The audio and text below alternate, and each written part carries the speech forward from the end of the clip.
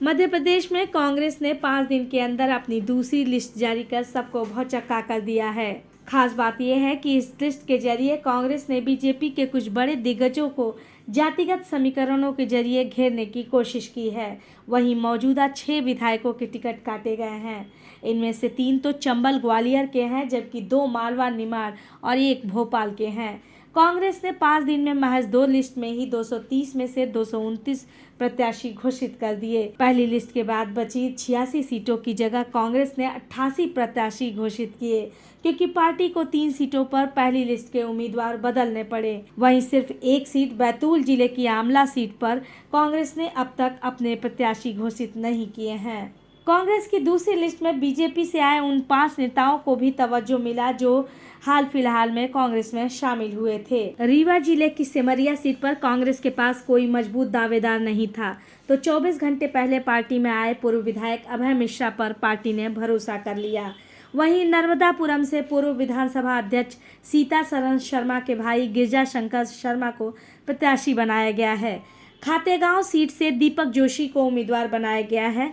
पूर्व मुख्यमंत्री कैलाश जोशी के पुत्र दीपक जोशी बीजेपी में अपनी उपेक्षा से खफा होकर कांग्रेस में शामिल हुए थे। शिवराज सरकार में मंत्री रहे दीपक जोशी की परंपरागत सीट बागली है, लेकिन उन्हें चुनौतीपूर्ण खातेगांव सीट से मैदान में उतारा गया है।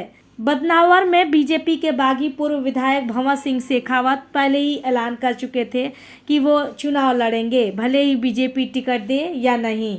उनकी ये इच्छा कांग्रेस ने पूरी कर दी है। उनका मुकाबला मंत्री राजवर्धन सिंह दत्ती गांव से होगा। हालांकि इन सब के बीच बैतूल जिले की आमला सीट पर पार्टी ने उम्मीदवार नहीं घोषित किया, जहां से डिप्टी कलेक्टर निशा बांगरे चुनाव की दावेदारी कर रही हैं।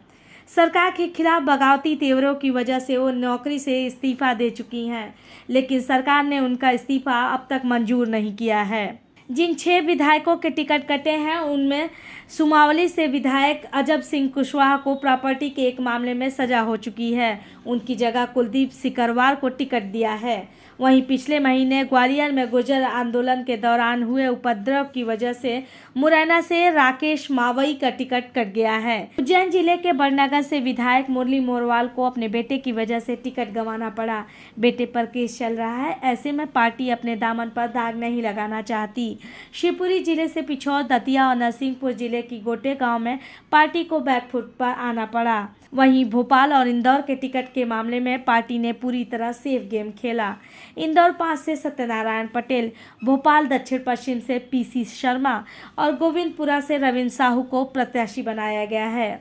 वहीं मुरैना जिले की दिमनी सीट पर मौजूदा विधायक रविंद्र सिंह तोमर को ही केंद्रीय मंत्री नरेंद्र सिंह तोमर के खिलाफ उतारा गया है। इस सीट पर करीब 70,000 तोमर राजपूत वोटर हैं, इसीलिए जातिगत समीकरण उनके पक्ष में ही है।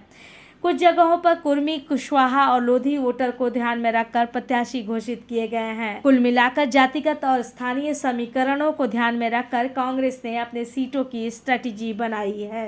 अमृता श्रीवास्तव की रिपोर्ट।